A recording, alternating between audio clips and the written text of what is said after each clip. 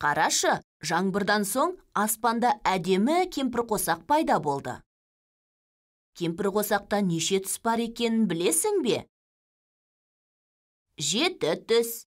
Дұрыс, кемпір қосақта 7 түс болады. Олар қызыл, қызғылт сары, сары, жасыл, көгілдір, көк, күлгін. Енді біз 7 цифрын оқып үйренеміз.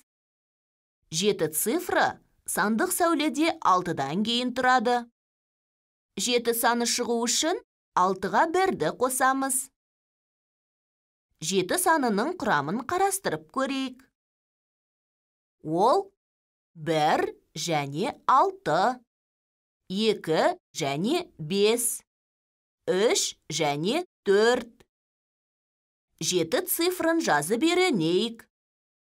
Тордың жоғарғы жағының ортасынан сәл төменірек жерден нүктені белгілеп, толқынды сызықты тордың оң жақ жоғары бұрышына дейін жүргіземіз.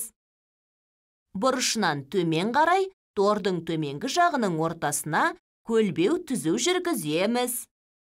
Ортасына түзу сызамыз.